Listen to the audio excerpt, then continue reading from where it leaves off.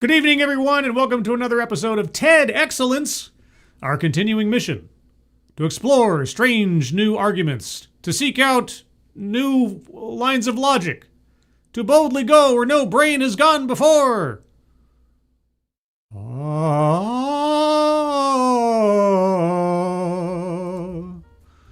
Anyway. Yes. Hello, everyone. Welcome again to TEDXcellence. And I come to you live from Crater Valley on the moon with Dogcat Fox. Wowie wow wow. Yes, Dogcat Fox. Pepperjack and all of you. Good evening, everyone. Welcome again to Thursday. Terrestrial Thursday. Sure. Boy, oh boy. Yesterday was Migraine Day. I thought it was Wednesday, but it was Migraine Day. Not fun. And were the lights flickering just then? One of my sort of secret fears, and I'm going to jinx myself by saying it's like, power goes out in the middle of a stream, and then it's like black screen for 7 hours or something until the power comes back on. Hopefully not. Anyway, all that being said, we'll get into tonight's topic momentarily, but who's joining me on this beautiful Thursday evening? After guys, Diaboli, hello. Part 2, the original wasn't asinine enough? Well, I'll explain that in a moment. Also, Walter Tomaszewski. Today is my B-Day, 6.6 years. 66 years. 66! Walter Thomas 66-ski. Thank you, Walter. Pardon me, Walt Thomas. And thank you again, Walter. My cats baked me a cake with mouse tails for candles. All right. Well, I think you get a birthday song at some point. Of course, there's somebody else that's having a birthday I saw. So thank you, Walter, so much. Happy birthday. We'll get to extra performances momentarily. Who else is here? Blue-Eyed Scream, hello. Mike R., good evening. Zach Osborne, hello. Gonna shill this in Sin Stream in a minute. Oh, is Sinatra streaming? I didn't mean to step on toes. This is my time slot. I've had this time slot for years now. Jeez. Trimble. Hey, I know you people. Do you? Do I know you by another name? Because, YouTube stole everybody's names recently, so. Who be thee? Keeverdam, hello, and thank you, Keeverdam, as always. Guys, at the top of the chat box, there is a link to the GoFundMe for our friend Terracin, or Evelyn. Her and her boyfriend's house burnt down.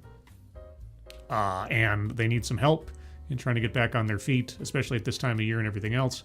They're looking for $5,000. So far, they've raised $677. Some of that has come from you, generous people, on this stream. Please take a look at that if you have the opportunity. And if you can donate, please do so. But even if you can't, if you can share that out on social media with a little blurb about what's going on, that would be appreciated. So thank you ahead of time. And thank you, Keeverdam, for providing the link. Random American is here. Scribe-like, can I get a birthday song? Sure. There was a farmer had a dog and Bingo was his name. Oh, it could be a birthday song. Momentarily, random. Momentarily. Well, tell me, you want a serious song or a silly song? I only do 2 versions. You gotta tell me ahead of time. Kiro Soldier, hello. Attack Alpaca, hello. Who else is here? Scrolling. Funtime Bats is over on the X Machine. Yes, guys, believe it or not, I am simulcasting on the X Machine. So if you have an X account and see the streaming over there, retweet it.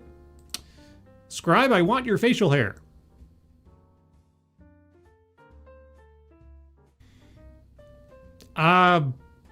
That's sounds like the premise to a horror movie or something. Anyway, Bridget. She who loves hitting people with large sticks.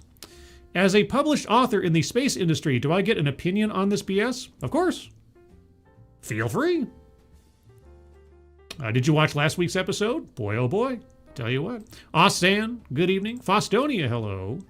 K. Roberts, good evening. Noah Essentia, hello. Adabisi, good evening. Oh, one Portnoy. I think it's been a while since I've said that name. How you doing? I'm still Trimble. Okay. Well, hello, Trimble. And Sabian187, hello. And I think that's everybody. Oh, no. Captain JPS, hello. And Found, finally catching you live again. Like I'm an animal or something. I want his facial hair because my philtrum won't grow anything. Oh. So you don't want my facial hair, you want my flesh. Anyway, so we got 2 birthdays. We got Random American, we got Walter Tomaszewski. Walter asked first, Walter, do you want a birthday song? And if you do, serious or silly? And then Random American, which for you? And while I wait for answers on those, so tonight's episode, guys, last week, you may recall, I did an episode of TEDXcellence where the subject matter was indigenous knowledge as relates to outer space and space travel, because the complaint was billionaires were going to exploit space. And what was needed was Aboriginal indigenous wisdom to ensure that colonization did not ruin the ecology of space because of environmentalism. That is not a bad summary of last week's episode. Now, oddly enough, and I don't know that this has happened before, just a week later, a few days later, another talk was posted. And when I read the title, my first thought was, and the title you can see at the top of the box there, I saw the title before I looked at the thumbnail, and for a second, I thought, did they just repost the same talk as last week but change the title? Because they've done that before. It has been the case that TEDx has reposted or updated or re-upped previous talks and just changed the title. I've seen that happen several times. But no, I looked at the thumbnail, I looked at the location. This is a different person at a different event. The only other similarity is that they both took place in Australia. Other than that, we've got, I didn't know that this was such a popular subject. It felt really niche to me, but now we've got 2 TEDx talks on this effectively. As far as I can tell, I mean, the implication is similar. Maybe they'll be different. I'm still expecting colonialism. I'm still expecting native or indigenous ways of knowing, being more informed about our connection to outer space or something than regular people or whatever. The first speaker seemed to quantify outer space like it was just literally the undiscovered country. Like it's a plot of land that stretches off for millions and zillions of miles, and that it is under threat of being unduly exploited in some way. Of course, we're going to exploit other planets if we land on them. We'll have to survive. That's just the way it works. As far as I know, there are no peoples on those planets to exploit, except for us, and then we'll exploit each other, because that's the human way. Anyway, let's see. Did I get an answer from Walter? Yes, please. Silly, of course. All right, so let me turn off the music. Okay, so Walter Tomaszewski, you're 66 years old. Get your kicks on Walter Tomaszewski 66. And a 1. And a 2. Happy birthday to you. Happy birthday to you. Happy birthday, Walter Tomaszewski. Happy birthday to you. Happy birthday, Walter. And then Random American. What was your answer, Random? Did I miss it? I might have missed it. Scrolling. Silly! Oh, my 2 sillies in a row. Okay, I gotta do something different now. What am I gonna say? Oh, okay, we go. And a 1, and a 2. Happy birthday to you. Happy birthday to you. Happy birthday, Random American. Happy Happy birthday to you. Happy birthday, Random. Hope for many more. And there you go. 2 birthdays in a row. 2 silly songs. And now we can get into the serious stuff. First Nations vision for space exploration. All right. So this one clocks in at 11 minutes and 20 seconds.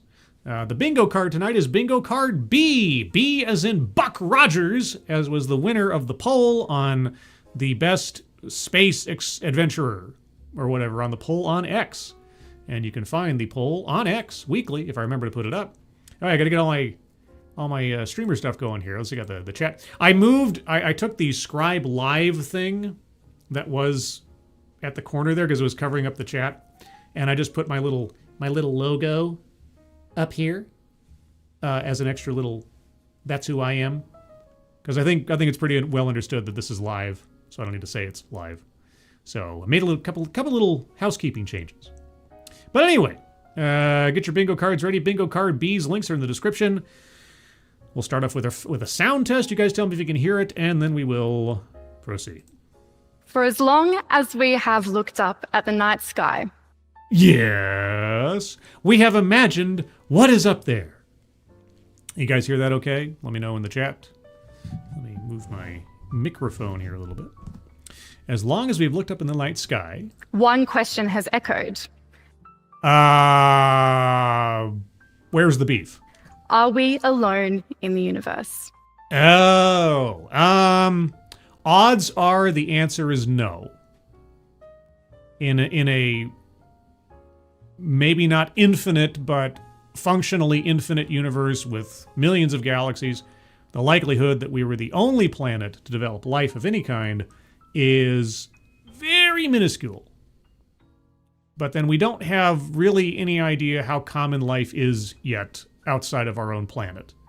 There's plenty of hints that such conditions could exist on other planets. We have seen them, or at least hints of them, on planets within our own solar system. There may be life under the ice of Io. We don't know.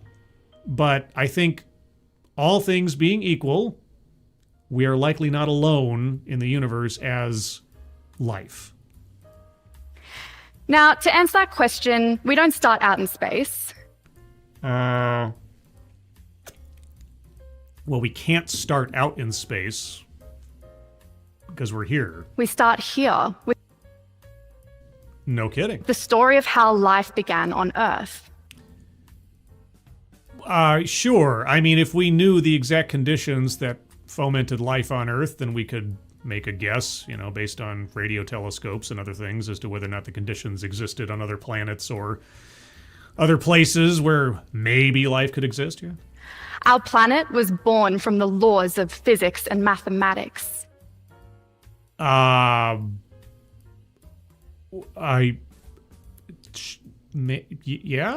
Mountains rose, oceans formed, volcanoes erupted. Okay, the quality of the video on the wide shot just went all like hazy and gray. That's weird. The stage was being set. Yeah. And deep in those oceans, from cracks in the sea floor, yeah. rock-like structures grew. Coral? But these were not just rocks, they're nature's laboratories. The Umbrella Corporation? Over a very long period of time, the chemical reactions happening in these systems developed into the early building blocks of life. Okay, I'll admit I am not a scholar of, or a biologist. I don't have any sort of encyclopedic knowledge of how the current theory of the development of life on Earth sits. But for the sake of this presentation, I'll stipulate, okay, it doesn't sound unreasonable. There's also a theory that the building blocks of life came to Earth on an asteroid, and Earth was otherwise a lifeless wasteland until something from outside Earth came here, but okay. Now, when we look back at this story, we can see that life didn't begin from one single element acting alone. Okay. I'm with her so far in spirit. No, life began in the meeting places where rock met water, where temperature met pressure, where chemistry meets geology. So it was one big meetup.com for the beginning of life, you say? Okay. And this is a metaphor for what? The story of life is really a story of connection. Of many elements in relationship working together. I'm being set up. I can feel it. I'm being set up. And what my research into the origins of life has shown me is that trying to understand that story through a modern scientific lens has confirmed something from my Aboriginal worldview.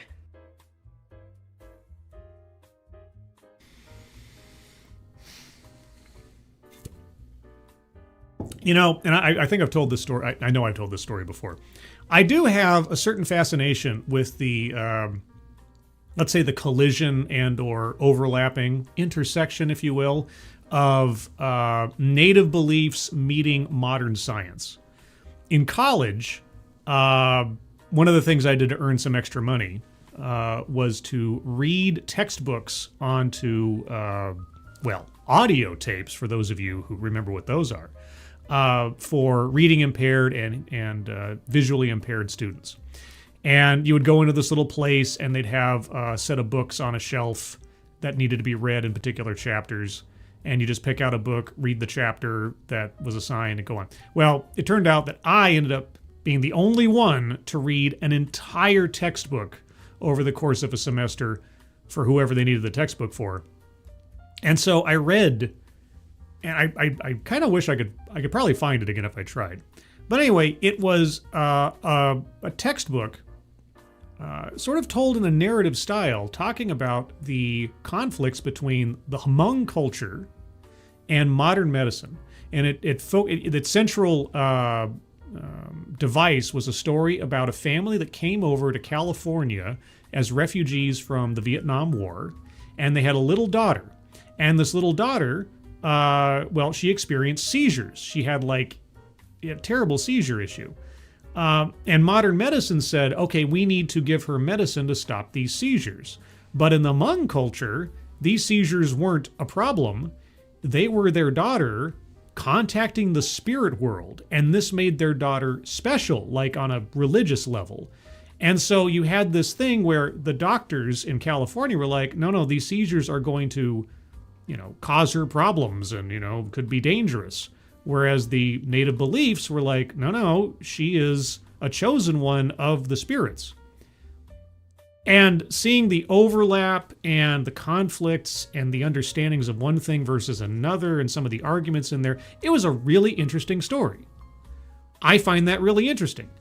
However, there still remains the fact that you have folklore and beliefs without evidence and repeated and observable science. And when it comes to people's safety and other things, I get where do you draw the line where someone's religious belief is actively harming someone? Respect versus safety. Anyway. Just thought I'd throw that in there because I have had at least, sidewise time to contemplate such issues of, anciently held beliefs or perspectives versus modern thinking on things. Faustonia, thank you so much. I can't get over how Australians say loif. Loif? Loif? Oh, loif. Oh, oi! I have a really great life. Life. Life on other planets. Governor. No, that's more British. British. There's no T in British. There's just British. Oh, I'm British. Anyway. That existence itself is connected and relational. Yes, we are all connected. Carl Sagan talked about this. We're all connected by our atoms. We're made of stardust. The DNA between me and several other animal species on the planet are just a couple of steps away from each other. Sure. And how we choose to see that story of life doesn't just shape how we understand our past. It's how we understand our future? Shapes our future. Oh, shapes our future. One of the best parts about being human, in my opinion, is our curiosity. And that doesn't just stop with how life developed on our own world, but to what else is out there. Sure. But we also know what curiosity did to the cat. And this drives us to explore beyond our own planet. Yet the conversation is shifting. Humanity is preparing not only for discovery, but to colonize. I knew we wouldn't get away from colonization. Okay, yeah, curiosity. Curiosity outside our temporal existence. Yes, this is what has led us to ask more questions and seek more answers, to seek new life and new civilizations, to explore strange new worlds, to boldly go where no man has gone before. Or no one, sorry. But gotta be inclusive. Missions are currently in development that will see bases built on the moon within the next decade. I'll have some neighbors. Finally. I can go over and ask for a cup of sugar in my spacesuit with my genetically modified pet, dog, cat, fox. Yeah. And why is this a problem? Our neighboring planet, Mars, is seen as a backup planet for humanity, with talk of mining resources and permanent settlements. Yes, that has been talked about since a couple hundred years or so. Yeah. The language is familiar. Oh. Planting flags, claiming land, extracting resources. Yeah. It echoes the language of colonization here on Earth. Okay. I just want to take a moment. What's the dictionary definition of colonization? Colonization. No, I want the definition. I gotta tell. Okay, colonization. The action or process of settling among and establishing control over the indigenous people of an area. Or, well, if there's no indigenous people there, then it's not, I guess it's not colonization. I guess there are no people there. There's nothing to colonize. You got nothing to worry about. If we start bases on the moon or bases on Mars, no colonization is taking place. Now, as a young woman with both Aboriginal and Western heritage. Okay, collectivized zone demographic, circling that one on the board. Finally, something came up. Speaking of which, let's remind ourselves what's on the bingo card that we are listening for. Remember, this is bingo card B. Get your bingo card Bs ready. Marginalization. It's possible. Self-vilification or wretchedness, I'd be surprised. Contradicts own point or fails to make argument, we'll see. Feminism, not yet. Microaggressions or unconscious bias, and remember, that has to be the speaker uses those ideas, or at least a reasonable facsimile in their argument. Privilege, benevolent condescension, weightless example or non sequitur, plays victim. We might be on the way there. Collectivized zone demographic is now circled. Economic disparity, possibly. Deceptive statistics, not yet. Attempt to coin new buzzword or buzz phrase, it's possible. A list, and remember that's to be like some kind of formal list in the presentation, like 3 steps to not colonizing, sorry, 3 steps to entering outer space or something. Mind reading or assumes motives, it's possible. Patriarchy, anecdote that probably never happened. DEI philosophy, white supremacy, childhood or family anecdote, we might be getting one. I don't think she said anything else yet. Systemic or institutional, leaves out vital context, sales pitch, for product or service, and lastly, word salad. So we might be on the cusp of a couple, but so far we have collectivized zone demographic and free space right in the middle Let's keep going.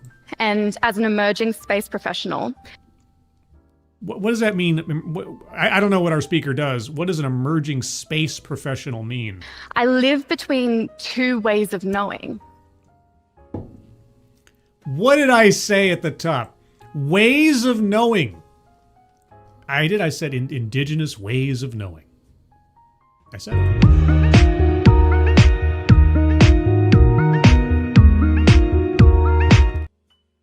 All right, tell me about your two separate worlds that you live in that you're constantly pulled between. I love space. I really do. I was like every other 5-year-old that wanted to be an astronaut when I grew up. And yet, if you were to become an astronaut and land on Mars, you would be a colonizer, right? So I guess you just can never leave here without risking becoming evil. But unlike the other children, I never grew out of that phase. I even wrote about wanting to be an astronaut on my university applications when I was 17. And in fact, I still want to be an astronaut when I grow up. There's nothing wrong with having a dream. And if you really want to do it, I hope you have the opportunity. Because the reality is, space inspires us. It's what drew me to STEM as a child, and it's what motivates so many more to stay curious about our world, to innovate, to explore. Sure. I'm waiting, if you can believe it, I'm waiting for the other shoe to drop on all this. On the other hand, Oh, here we go. I carry with me the indigenous ways of knowing. The indigenous ways of knowing. Okay. And how do you bring these two completely and oftentimes diametrically opposed visions of reality together to be able to walk down the street on a regular day? And it's a worldview that has inextricably linked the meaning of life and the guide to living life. Yes, there's a spiritual aspect to it. Okay. I guess the question is, how does her cultural / spiritual perspective inform or shape her scientific worldview? I mean, if I have to try to be productive about this talk, that's kind of the main question. At its heart, it is about connection, community, and country. Okay. And if there is no country, if it's just space? And walking in these two worlds has made me reflect. Where does exploration end and exploitation begin? When people are being harmed. I think that's probably. I mean, that might be a very simplistic sort of dividing line, but I think that's a place to start. Is something you're doing in expanding out actively harming other people? You know, not just some collateral thing of like, I show up and I have no idea about the immune system and I end up passing a disease on to people and so on. But taking advantage of other people against their consent or will, or actively harming people for your own personal gain. I guess that would be it. So, but the thing is, regardless, this all involves one element that, so far as we know, is not present on the moon or on Mars, and that is other sentient beings. So, an Aboriginal law that has become somewhat of a guiding principle for me is one that is simple but important, and it do unto others as you would have them do unto you. Is that responsibility comes before rights. Responsibility comes before rights. Explain. Now, in a Western worldview, that is often flipped. I admittedly am not much of a philosopher. Give me an example of what you're talking about. Rights come first, responsibility follows later. can these things not exist in parallel to each other? Like I have rights, but I also have a responsibility. What? I claim the land and then I'm responsible for it. Well, if you take custody of something and you say this is mine, then ostensibly you have to prove that you have ownership of the thing. Yeah. But in indigenous cultures, you don't gain the right to anything until you've proven that you can be responsible for it. But if I don't already have... How can I prove I'm responsible for something I'm not yet in control or possession of in some fashion? Right? I mean, I could see it like, you're an apprentice on a construction site. And you have to be trained first in order to operate a bulldozer. And you're not allowed to operate the bulldozer alone until you've passed your certification. So you have to prove that you have the responsibility before you can do the thing. Okay. But yesterday was migraine day. I do not want today to be migraine day. Well, then why do you watch TEDx talks? I'm a masochist. Anyway, okay, so what does this have to do with anything? As an everyday example, what if I claim the right to friendship, but then don't take on the responsibility of showing up and supporting my friend when they need it? Claim the right of friendship and then...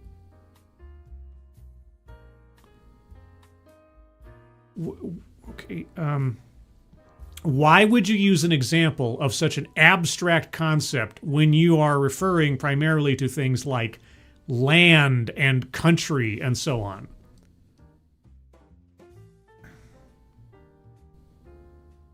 Oh, because relationships with people are just like relationships with the land, right? What happens? You're a lousy friend. Or your definition of friendship is pretty thin. I've met such people. Well, trust is lost. I'm a pretty bad friend. And the right to that friendship is meaningless.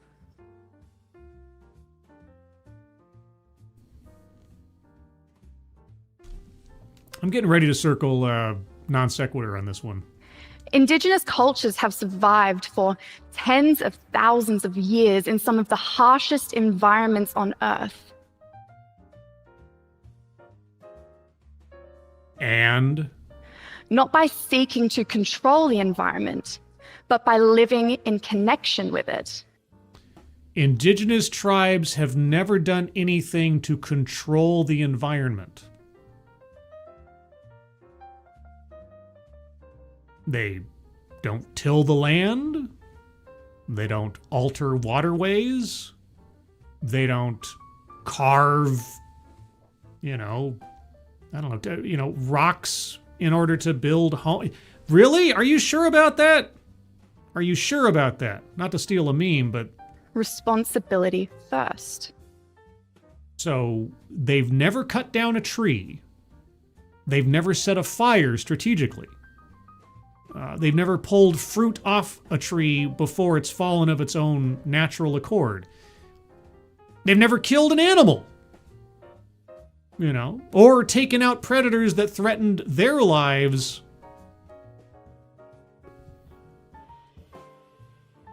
I don't believe you. I don't believe you. Only then did we have the right to use or to inhabit. It's a mindset that has kept culture strong for so many years. Yes, controlling your environment, making it safe to thrive, and living off of the resources available to you.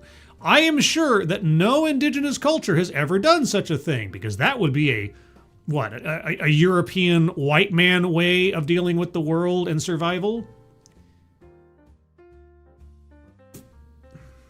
And it's a mindset that has a lot to teach us as we step beyond Earth itself into even harsher and less forgiving environments in space. So we should do nothing. we should land on Mars and do nothing. Just sit there and look at it.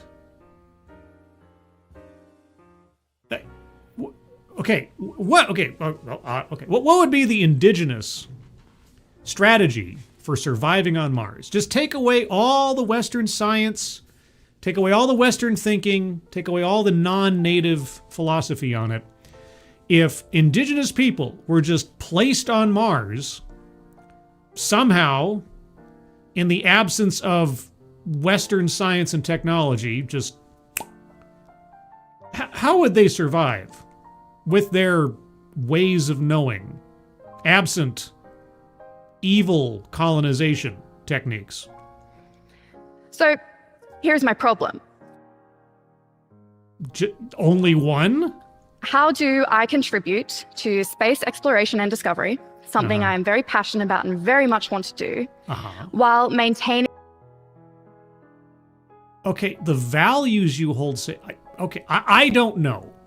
I don't know, because you seem to be putting across that there is a moral way of interacting with the environment and an immoral way of interacting with the environment. And depending on the circumstances, I may or may not agree. But to say that indigenous peoples somehow just are in synergistic existence with the environment and do nothing to either exploit it, control the environment, make a safe place for themselves, take advantage of biological systems and agrarian techniques or anything, that they don't even touch the earth, they don't even exploit anything, that everything just kind of comes to them because they're in harmony with the nonsense. Mother Nature will kill you if you do nothing. And certainly the Australian outback will kill you if you do nothing. So far, nothing of what you said in that regard makes a lick of sense. But I don't know. How do you bring these two things together? Thank you, Faustonia. I just looked, and this chick was a NASA JPL intern as recent as 2023. I learned quick in my field, aviation, that you do not let interns do anything important. Her CV is really thin. Well, that's more information than I usually have on our speaker. I never look up our speaker, unless, if they're a celebrity or someone who's already known, which happens from time to time. But I just like to, okay, you're up on a stage, you're comporting yourself to be an expert in something, have at it, convince me. I am impressed. I don't personally, but in my family line, there's a connection to NASA. My grandfather worked for NASA. He worked on Apollo 11, amongst other things. So I have a great respect for NASA, generally speaking, or maybe old-time NASA. So congratulations to her to actually reaching that peak. I'm sure getting an internship at NASA is pretty cool. But we have to, regardless of her CV, we have to assess her presentation as it is. So she wants to try to be a space explorer, a space professional, but also keep her values, her indigenous values. I guess you'd have to tell us what specifically she means by indigenous values, because if indigenous values means you don't do anything to the environment around you and you just find some way to be synergistic with it in the absence of any control or exploitation, I'm not quite sure how she's going to survive in space. So lay it on me. Particularly when they can feel like they are at such odds. Yeah? We are debating who has rights to the moon. I think that's already been settled, hasn't it? I thought there was a... Hold on. Who owns the moon? Nobody owns the moon. The 1967 Outer Space Treaty declares it a, quote, global commons for all humanity, prohibiting any nation or entity from claiming sovereignty, but this leaves questions about private resource extraction. Yes. That's the one part. It's like, well, no nation can own it, but I mean, there's plenty of stuff we could mine out of it, right? Yeah, and I think that question will be coming more into focus once we start colonizing the moon. So she's right. If we're not debating it right now, we will be in the relative near future. Granted, we actually start putting bases on the moon, other than my own, of course. I'm already here. I don't exploit the environment up here. I just live here. I live here with my genetically modified companion dog cat fox, who cleans up all the moon knights, who are not a sentient species. They're just a bunch of moon rats. That's all they are. Without making its protection our first priority. We are dreaming of settlements on Mars. Okay. If the moon were anything other than a dead rock, you might have me. But it's a dead rock. There's not lakes and rivers and streams and trees and little creatures running around. It's a dead rock. I don't really care. And the only reason I'd care about Mars being, harmed in some way is if that means that it'll be more difficult to make into a backup or expanded living space for human beings in the future. But still, for the most part, Mars is also a dead rock, so let's put it this way. You have to quantify the threat. What is the threat to the moon that you're trying to avoid? Without first taking responsibility. Sorry, let me back up a little bit because I did cut her off. We are dreaming of settlements on Mars without first taking responsibility for the harm that we continue to do on our own planet.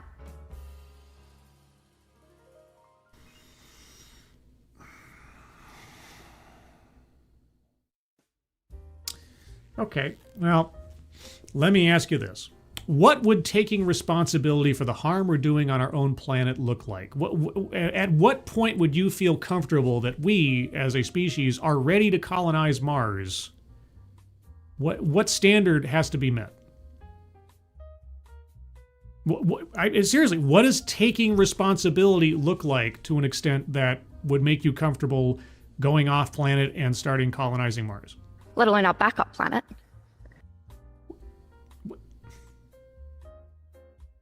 What? We are acting as though we have rights to space without taking responsibility for its exploration.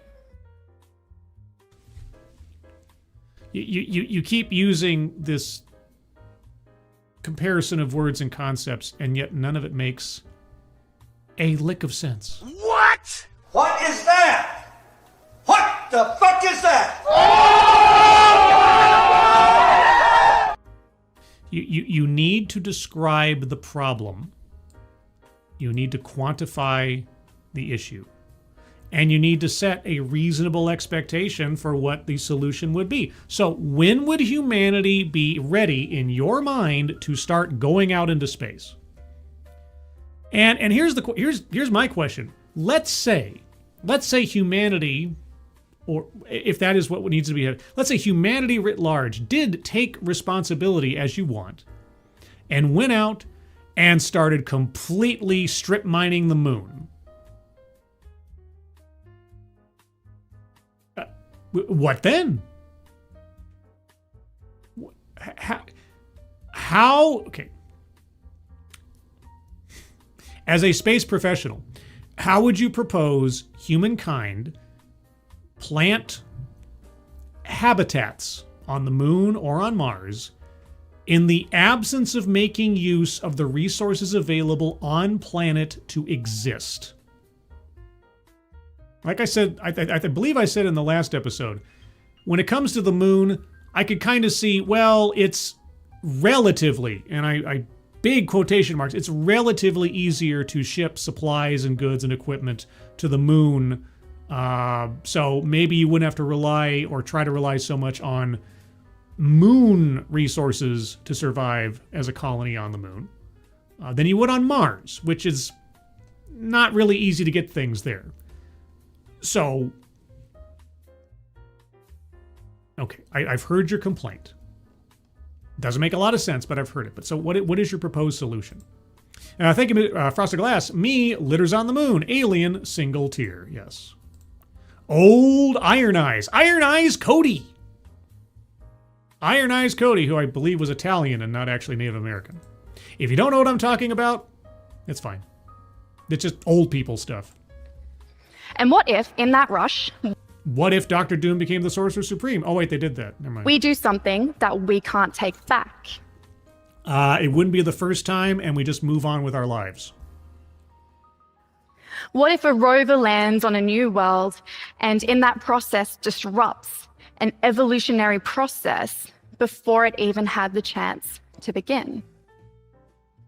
How could we possibly have any idea of that, either before or after? What new world are you talking? What? Aside from Mars, in our solar system, where do you expect that kind of scenario to take place? That would make us the invasive species.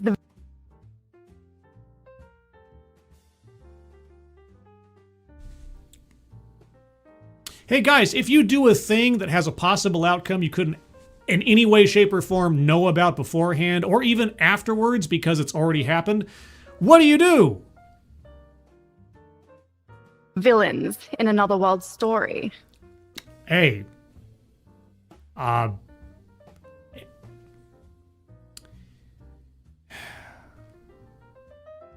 as we know, indigenous cultures would never do anything for their own advantage that might disadvantage another group of people.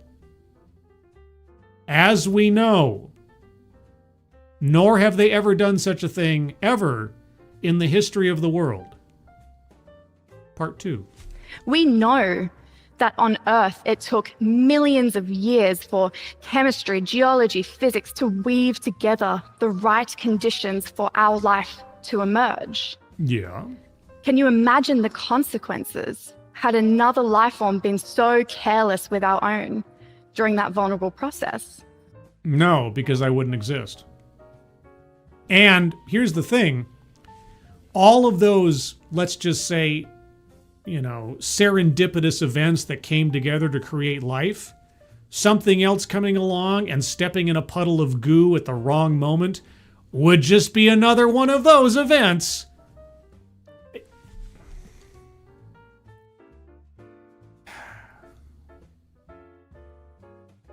Migraine day 2. That is the cost of putting rights before responsibility. Hypothetical situations? Oh, shucks. Because ultimately, when we treat space as just the next frontier to conquer and claim, we risk repeating the same mistakes that define our history here on Earth. Then what do you propose in the alternative? I have heard your complaint. We are now over halfway through your talk. The time has come in the persuasive essay to start telling me what you would do differently. What policies, what strategies, what philosophy would you use in exploring space in a respectful manner? Of taking too much and leaving harm behind. Uh-huh. We're at a critical point. We are. Well, you are. Again, you've used over half of your talk to keep going on and on about a complaint that is pretty convoluted, but okay. Science and technology is pushing the boundaries of what's possible. It always has. It didn't just decide to do that yesterday. Frosted Glass, this talk's the worst thing to happen to Australia. Too soon. Too soon. Thank you, Frosted Glass. And now we face a choice. Oh.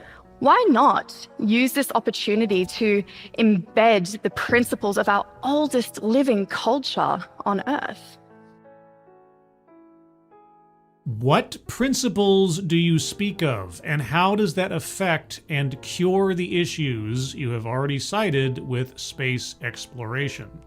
What would space exploration look like if we approached it from an Aboriginal worldview?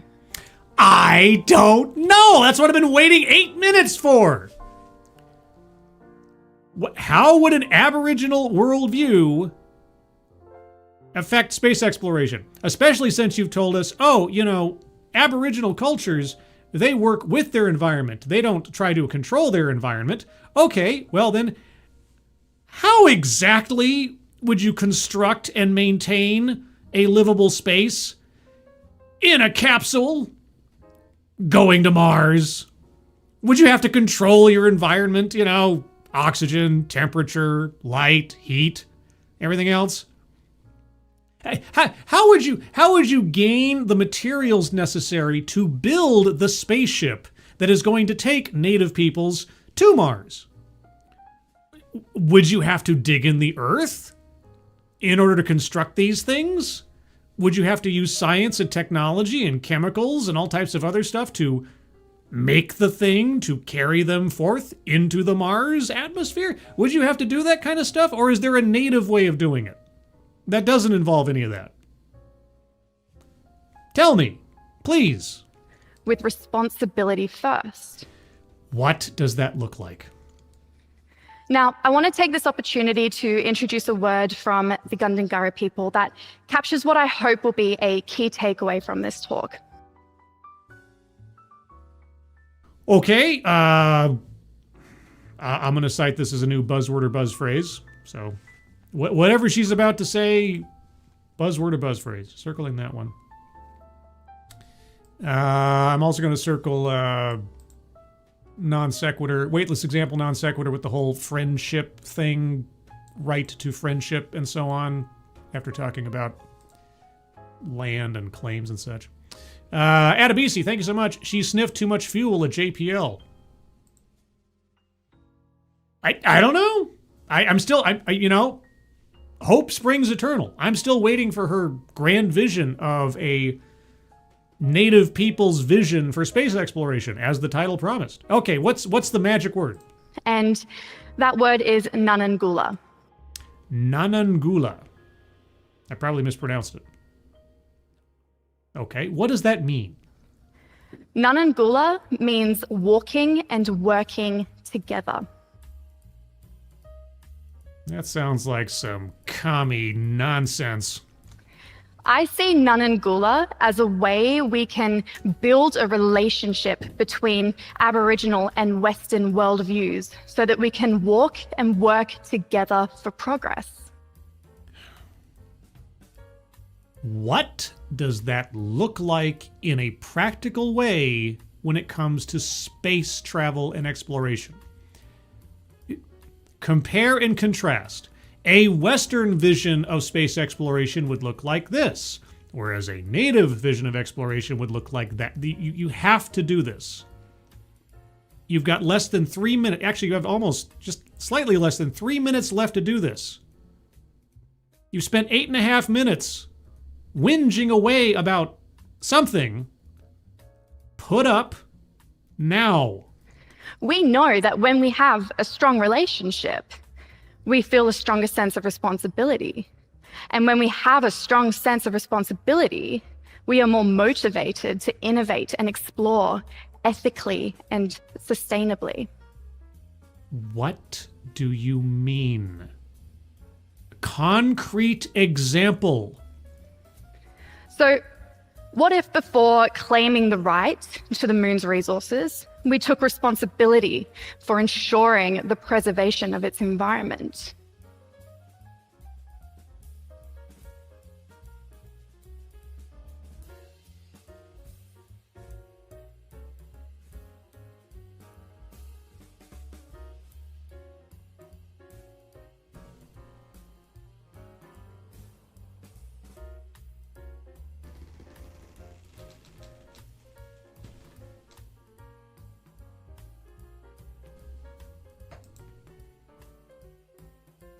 What? You gotta be fucking kidding.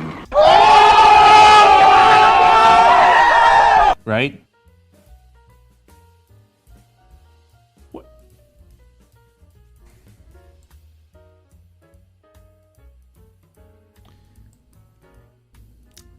Okay. I know we're not going to get it here. Please tell me. Please describe for me. the environment of the moon that we must preserve.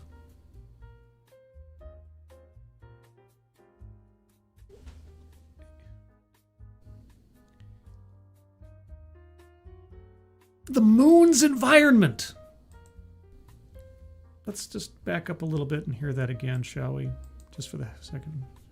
For claiming the right to the moon's resources, we took responsibility for ensuring the preservation of its environment.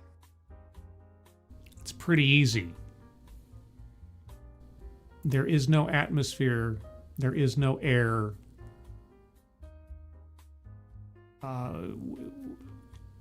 We could carve giant swaths of canyons into the moon, and its environment would be exactly as it was when we found it. I know. It's cray-cray. Adabisi, DEI at JPL at work here. Ooh, that's an interesting argument. That's an interesting argument for the bingo card. We'll discuss that. It's almost over. She's probably got nothing more to tell us, but hey, we have to finish this out. Okay, the moon's environment. What if before building colonies on Mars, we took responsibility for preserving its geology, its atmosphere, and its role in the story of our solar system? Oh, okay. How do we pre-preserve Mars's atmosphere before we put colonies on Mars? What fantastical shield bubble are we going to put around? But here's the thing. The first time I go to Mars, and I happen to expel from my spacesuit any carbon dioxide, as I start to talk like James T. Kirk, I've changed the atmosphere forever. Oops. How would this work? What are you talking about? What if the Fantastic Four all had the same powers? I have that issue. What if? Ay, Columba. Trimble, thank you so much. Can I shill a book at the end of the stream? Sure. People are free to shill whatever they, well, not whatever they want here. I mean, a self-deletion cult would not be welcome, but hey, sure. Okay, what if building a relationship between Aboriginal and Western worldviews became a way to reimagine existence itself?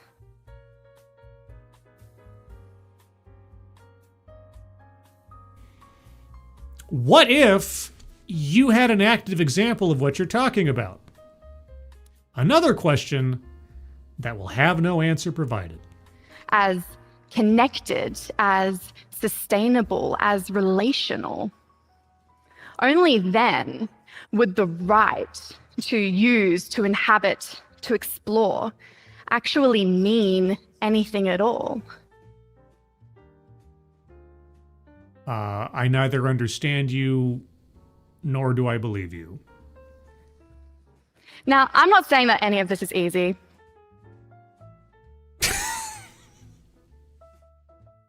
Any of what? You haven't even set out a roadmap for what you're talking about. It's all just abstracts and rhetorical questions.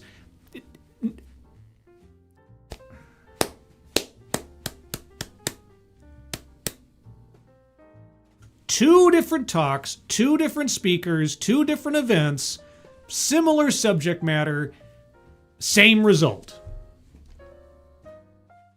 There's some kind of scientific theory at work here, I think. Please don't mistake that. No, don't worry. I did not mistake anything about this being easy. But let's also keep in mind that space isn't known for being easy. Well, I don't know. If I only have to buy her dinner first, then what happens? Space is known for shifting the way that we see our world, shifting what we believe is possible, from big questions like, are we alone in the universe? Could space shift how you see the value of indigenous ways of knowing when it comes to practical uses for space exploration? Or is that just kind of locked in? It's not going to go anywhere, whereas science has a tendency to shift and evolve as more things are understood. Indigenous ways of knowing are just kind of locked in and are immutable. Which of these things do you think has a better chance of surviving in a evolving situation? To pesky everyday ones like, can I get away with hitting snooze on my alarm just one more time? The extra 5 minutes means a lot. Yeah, no, extra 5 minutes means a lot. I understand that watching these talks. Because the reality is when we explore not just space, but our everyday lives with humility, with responsibility, with nanangula.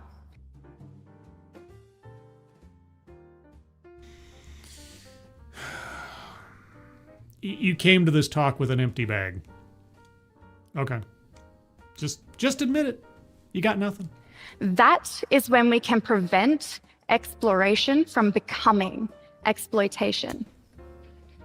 So, let's imagine a future where humanity's next step beyond Earth wasn't marked by a claim of ownership. I can't imagine that future. It is outside the possibility of me to imagine such a future because I know how humans work and I know how reality works. So, okay, what about the land that your indigenous ancestors lived on? Would you say that they have a claim to that land? A sense of ownership of that land? Or stewardship at the very least? And if they were just taken off that land and set somewhere else, it wouldn't really matter, right? They would just live in synergy with wherever they ended up.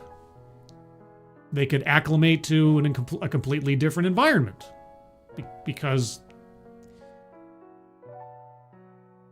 Anyway. But by a promise of care. Promise of care. Where we had earned the right to walk on new worlds. Yeah, we earned the right to walk on the moon when we put ourselves on the moon. We developed the technology, people died in the process, and we made all the strainings and yearnings and developments to get to the moon. And when Neil Armstrong set his foot down, we had earned the right to be on the moon. There you go. But you don't earn the right to something before... Okay, I'm sorry. This is just so... I think this is probably more asinine than the last talk, and that's saying something. By proving that we could be responsible for them. How? Where the guiding principle wasn't conquest, but nanangula. It's not going to happen. Not only is it's not going to happen, not because there's not maybe some moral argument for what you're talking about, you haven't even defined what you're talking about. What is this? What's the title of this thing again? A First Nations vision of space exploration. What is that vision? Describe it in concrete terms. Can you? That is what Aboriginal law has to teach us. What? That progress starts and ends with relationship. You know, this sounds a lot like restorative justice practices. It's funny how these things all come full circle. I said circle. So next time you are looking up at the night sky and wondering, are we alone in the universe? Remember, it's not just the answer that matters. It's how we walk together to find it. Thank you.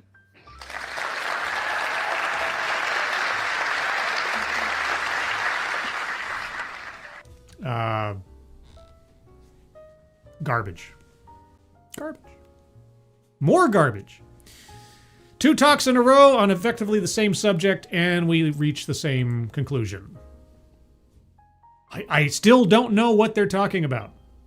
2 different talks, 2 different speakers, 2 different events, two bites at the apple, and I still have absolutely no idea what it is that they're saying should happen when it comes to space exploration. What indigenous ways of knowing should do to alter the current practices, policies, strategies, theories when it comes to space exploration. Except, whoa, we don't want to exploit the moon. We don't want to exploit Mars. Well, then we might as well just never go. There's no purpose in going to other planets unless you're going to live there or make use of them in some way, shape, or form. And making use of the planet in some way, shape, or form is going to require the dictionary definition of exploitation. All right.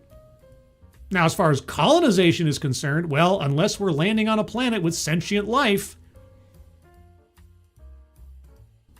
Anyway, let's move on to the bingo card and see what we see. Let me update the card because it has changed something. There we go. All right. So if you have arguments for squares to be circled, hold on to them momentarily. I'm going to go over the card by myself one more time. And if you have an argument for a square to be circled, you can put it in the chat. But I might beat you to it. Let's wait. All right. Marginalization. I think similar to last week's, the implication here is that indigenous ways of knowing are not either taken seriously or seen as useful or something. And that's why she's making this argument in the first place, is that they have to be, they should be. Self-vilification or wretchedness? No. Contradicts own point or fails to make argument. Boy, howdy. Never once in any concrete terms described what a native vision or First Nations vision of space exploration actually would look like, as compared or contrasted to our current understanding of it by Western science. Feminism, she never brought up gender. Microaggressions or unconscious bias.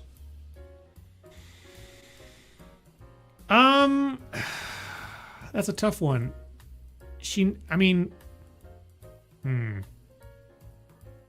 Not overtly that I could tell. Privilege. I'm sure there's an argument there. Benevolent condescension. Yeah.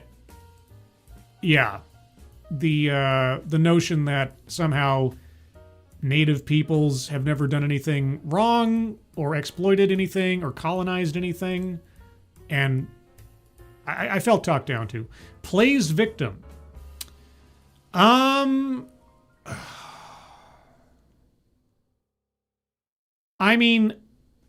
Yes, by extension of her heritage, she was calling on, the past evils of, say,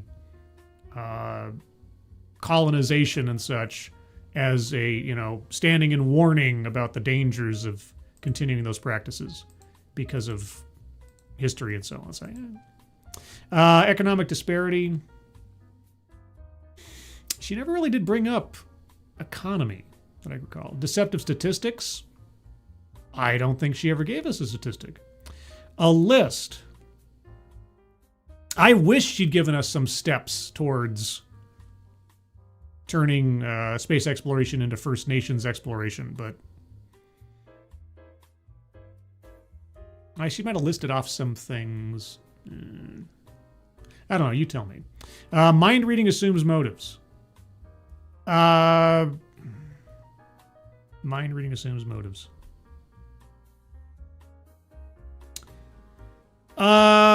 Well, I guess I would say that this talk assumes that people who are in Western science for space exploration have no moral considerations to what they're doing, or do not think about any possible damage that could be done philosophically in space exploration. That only First Nations people have any notion of trying to plot out or do as little harm as possible or so on. So, yeah, I'm going to circle that one because she's making it sound like in the absence of being First Nations or indigenous in philosophy, you lack any kind of moral compass or ethical compass when it comes to exploration of space or otherwise. Patriarchy, again, she never brought up gender politics at all. Anecdote that probably never happened. Did she give us any anecdotes? Okay, DEI philosophy. Now, a sort of sideways implication of DEI stuff was brought up earlier. If I can find it here. I think it was, yeah, Attribution. DEI at JPL work here. Possibly so. Now, was that a serious argument towards circling the square? Here's just to sort of wave that off. Did she bring up such notions in her talk? Not anything we might suspect about the speaker herself that we can't possibly know, but in the talk. And the only reason I hesitate is she did not get specific. The last speaker was at least semi-specific when she talked about how indigenous people should be hired into space program situations in order to act as astro-environmentalists and put their stuff. That was a thin, but at least a reasonable argument for a DEI philosophy being put into the presentation. In this one, I can't recall that she ever did explicitly saying that we need to keep these values in mind, etc., without any other qualification. I don't know that it crosses the line, but I'm open to other arguments. White supremacy. Okay, now this is...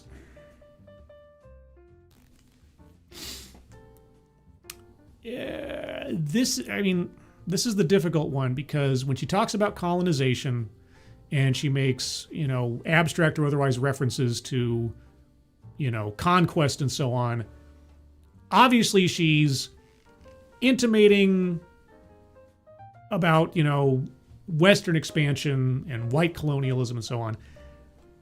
But she never used explicit examples. She didn't say, like, when European people came and did this or whatever else. She didn't bring up Columbus like the last speaker did. I'll need an argument.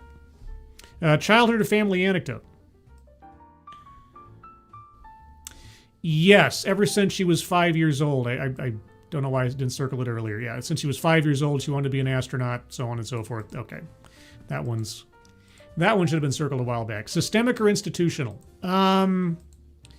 Yes, because at least for the most part, she talked about the process of conquest and colonization and human expansion, and that it's something that is ingrained and that her philosophy is supposed to change. Leaves out vital context. And how, like, what does any of this practically look like? What of anything that you've complained about or hinted at, actually, how would it actually work? What would it actually change about the process of space exploration? If you did inject a First Nations philosophy into space exploration, what would that change about how it is done? Responsibility versus ownership, or rights versus responsibility. Sales pitch for product or service. No, she didn't name a specific organization. Unlike the last speaker, she didn't name an organization. Well, she did name an organization, but yeah. So no, not that I know of. Word salad. Yeah. This was a whole lot of a lot of filler, a lot of gobbledygook filler, and not a whole lot of solid ideas to discuss. So, that is the card as I have it. We are on the cusp of 1 or 2 bingos, depending on how things go. If you have arguments for squares to be circled, now's the time to put them in the chat. I'll scroll up a little bit. And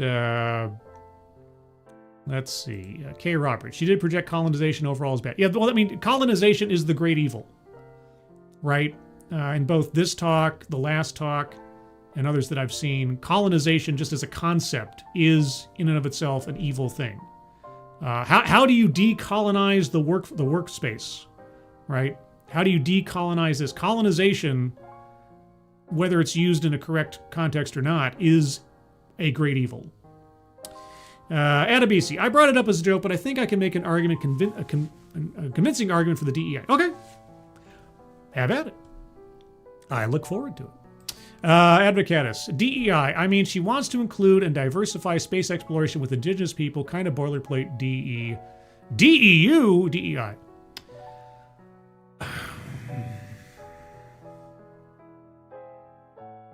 I really wanted her to make a proposal for some kind of organization, some kind of integration of, you know, how each space program should have an indigenous council on it or something to it. Something like that. I wanted something a bit more concrete. I'm not saying you're wrong. It may yet convince me, but let me see what Adabisi has to say on it. K. Roberts, NASA did have 8 DEI HR guidelines for a time, and she was an example of it. I possibly so. Possibly so. Theft of fire. I've literally never felt a need to shill something before. It's worth it. Theft of fire. Sounds relatively Promethean. Theft of... No, not theft of a firearm. It auto-completed when I typed that in as theft of firearm. Okay. Book. Theft of Fire. Orbital Space Number 1 by Devin Erickson. Is that what it is?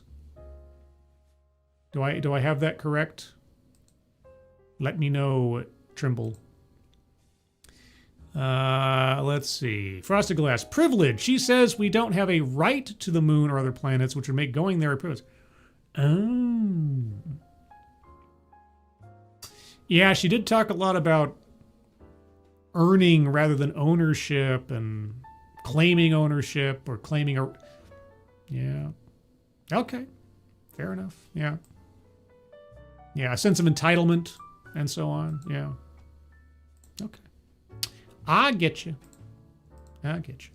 And if you can believe it, with that... Bingo. What? Of course! We have our first bingo. Oh boy. Tyrannus, the Lich. How many times have I said your old YouTube name and then Tyrannus, the Lich Scourge of Avalon? I apologize, Tyrannus, but the sales pitch. She is trying to sell on the concept that tribal wisdom will ensure that that remains environmentally friendly and ensure mankind's future. She's selling us on an idea, but the sales pitch for product or service is there explicitly for someone trying to use the TEDx or TED platform to sell an actual product or to promote an actual service or organization. She never brought up a product, a service, a specific organization, business, or anything like that. So every persuasive argument is trying to convince you of something. An idea, a philosophy, a solution, etc.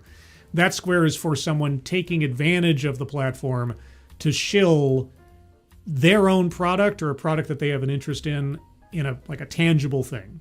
So I get what you're saying, but she needed to have named something specific.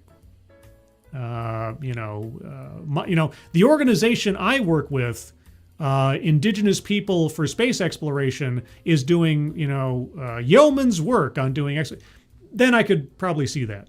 She's maybe advertising for them and possibly also, fishing for donations or something. But she didn't do that here, so yeah. Let's see. Advocatus. Scribe, she wants to include indigenous people for their knowledge to create diversity in space programs and exploration. Yeah, like I say, you've pretty much got me convinced. I just want to see if there's anything else like Adabisi wanted to put up an argument. Okay, so Theft of Fire by Devin Erickson. Let's see. I'll read the capsule on Amazon. Goodreads.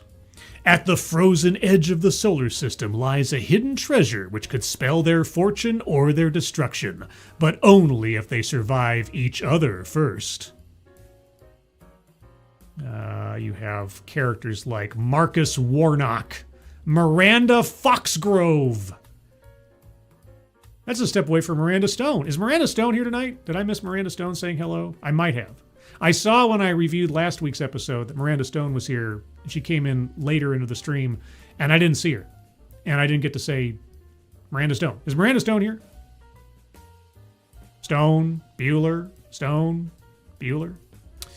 All right. So, Theft of Fire recommendation from Trimble. Okay, Adabisi. She made poor arguments for a JPL intern. Okay, accepting that we know that now, but we did not know that going in. That even an English degree person I know of was able to poke holes in her argument. She got into JPL using DEI.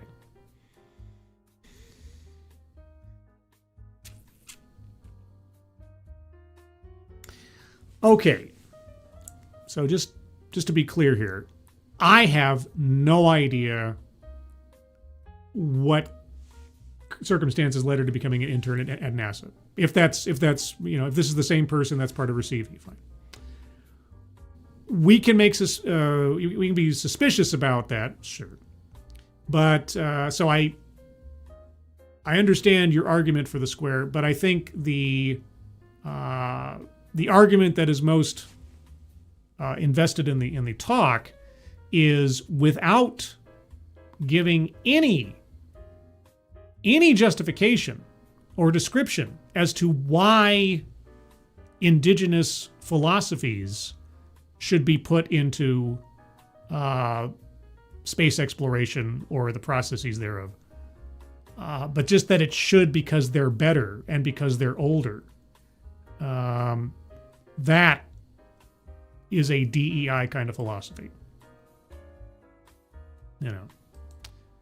So I take your point, Adabisi, but it falls outside the realm of what is in the talk.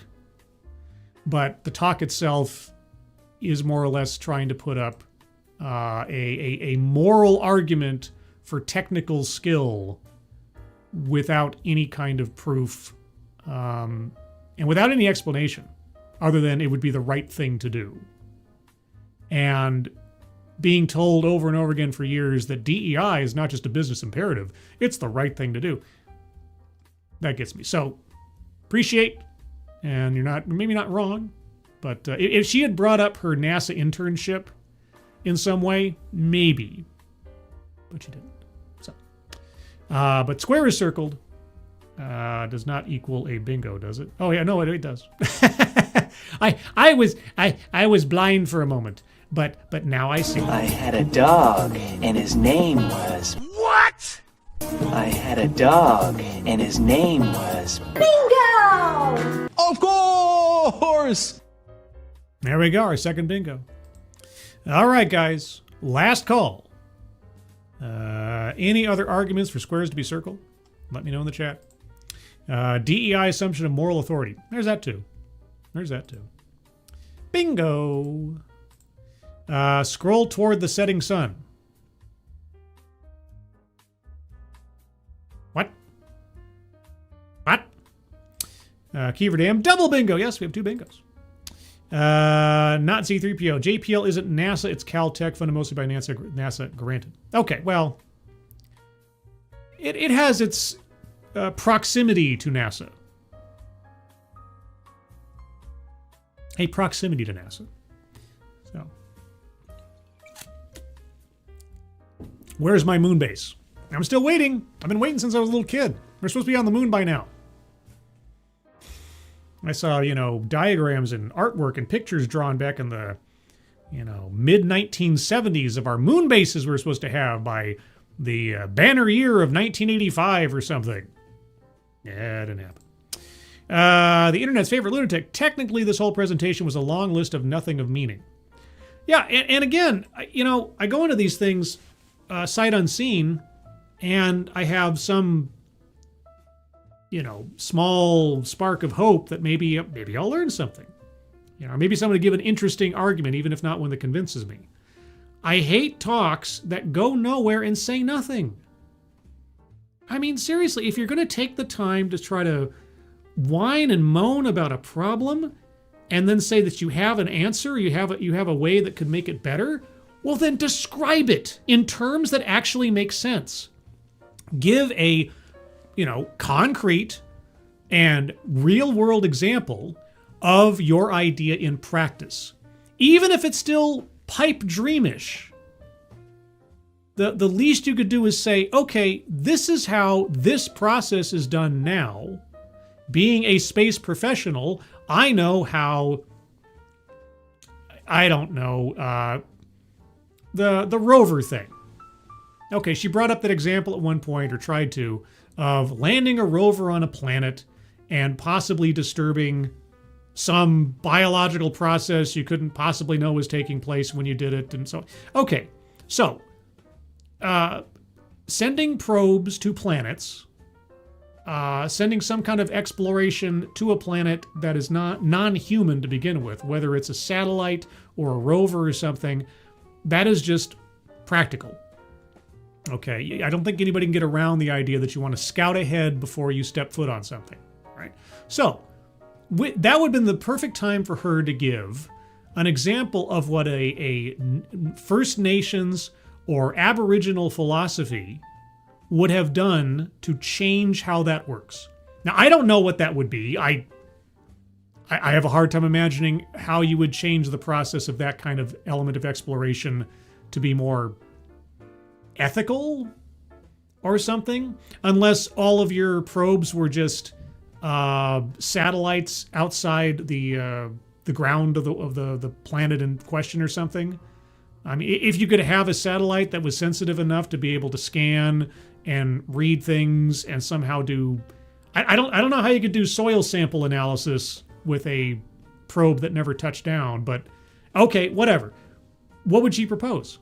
That would have been a perfect time to do so and say, we sent rovers to Mars and everything, and we're pretty sure Mars doesn't have any biological life taking place or any such interactions. But imagine a world where we weren't sure. What would we do as a First Nations philosophy to avoid that potential problem?